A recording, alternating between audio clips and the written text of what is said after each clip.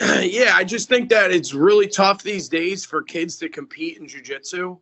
Um, Especially like the easiest ones to point out and point the finger are at Naga and Grappling Industries, but it's like $150 to compete, and that's like for a kid, that's tough for a kid to go home and ask his parents to pay $150 for them to do a jiu-jitsu tournament where they might get one or two matches. Like that's asking a lot. So like, I mean, it's hard for these kids to compete, and I think that I was lucky enough to where I grew up wrestling, where we competed every other weekend, and it was $20 entry fee to do a wrestling tournament.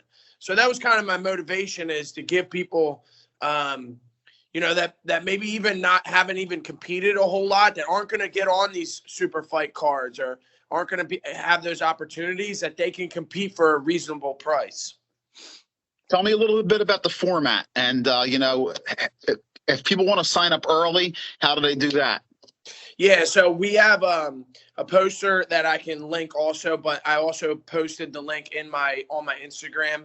And to register, the link is in my bio. But it's through Flow Wrestling, and it's good, man. We're gonna do like a point system. 2 points for a takedown, 2 points for a sweep, 2 points for side control, basically 2 points for everything. And we're excited. We got men's, women's, and kids divisions, but we want to have big brackets. We want guys to get a lot of matches and get a lot of experience. That's the goal here. The goal is not to make money. I want to give people an opportunity to compete that otherwise wouldn't have that chance. Who's helping you out with this? I mean, you got to have judges, you got to have referees. Who's going to be helping you out with this? Because I know you're used to being out there grappling. This is a different role for you, because you're kind of be like overseeing things and making sure things go correctly. Who's helping you out with that kind of stuff? It's good, man. I have a good tournament director. His name's Mike Gilday. He does all the youth club wrestling tournaments back in Pennsylvania. I mean, he knows exactly what he's doing. And, a couple other guys behind the scenes that have helped me. For example, I have 2 sponsors that are, helping to pay for the facility. One is Executive Tree Care, and the other is Valkyrie Capital. His name's Derek Schaefer and Jeremy Sirkin. So, I have a lot of help on it. And I'm very lucky to be in a position where, I have a platform, and, a lot of people support me, and I'm just, happy that we can hopefully make some sort of an impact here. Well, listen, you got to where you are because, through your wrestling and your grappling, which is your strength. I mean, you haven't hidden that we always talk about that. Do you feel like this is kind of like giving back because of where you're at now? Like you want to help other people? And like you said, because Andre, the grappling too, it isn't just, about grappling. It's about protecting yourself right now in this atmosphere, in this world, the competition, getting better. Does that make you feel good, like you're giving back to the community by doing this? Yeah, I think like a big part of the reason that I have had the success that I've had in martial arts is because competition to me is like, I'm so familiar with it. Like I've literally been competing in tournaments since I was 4 years old. Like I won my first wrestling tournament when I was 4 years old. So for me, like competition is something that I'm very comfortable with. But I see a lot of kids now like that didn't come up wrestling, that came up doing jiu-jitsu or striking, is like they're lucky if they get to compete maybe 4 or 5 times a year.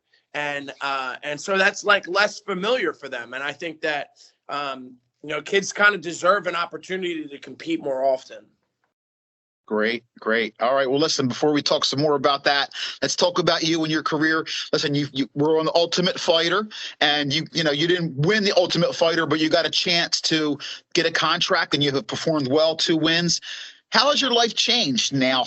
Because listen, Philly MMA is kicking ass, and I'm so happy to see that you're there. I mean, you have a lot of guys that you consider your brothers right now that are kicking ass from Philly MMA. We got the Douglas brothers, you got Jeremiah Wells, Pat Sabatini, Sean Brady, yourself.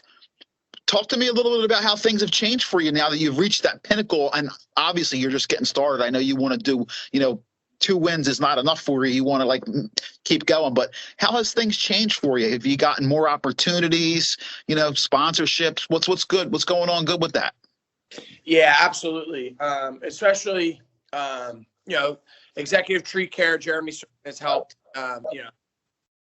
The support once you make it to the UFC has been overwhelming for sure, especially from the Ultimate Fighter. Honestly, like, it's funny. I was just telling this to someone the other day. Like, no one ever has come up to me and been like, "Oh, you're that UFC fighter."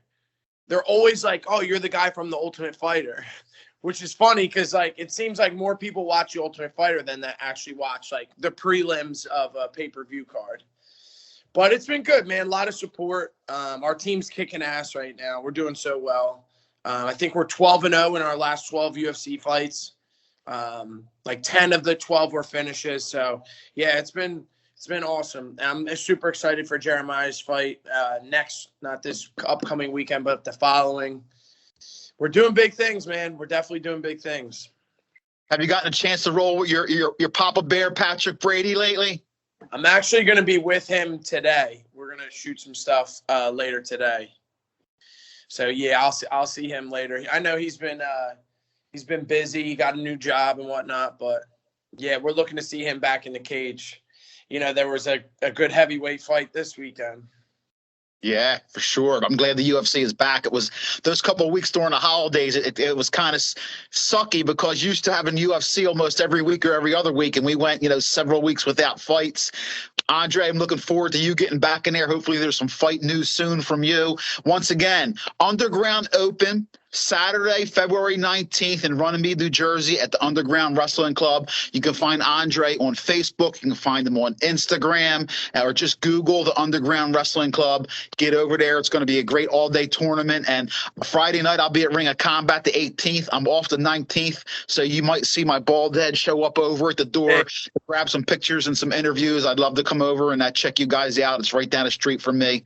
Andre, on the way out the door, you want to say anything? Any thank yous? Or also feedback. If we are looking for more refs, we need about 3 more refs. If anyone has experience and would be interested, got to be above a purple belt, preferably brown or black.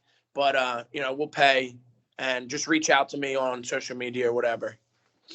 All right, my man, UFC fighter. I can say that now. Andre Petroski, it's always great to see your face. The beard is always kicking ass, and I can't wait to hear for some fight news for you. My MMA news is always appreciated the time you give us, and so happy for your career and so happy for you. Go give that little baby daughter a kiss, and we will talk to you soon, my man. Thank you, Bob. My pleasure. Damn.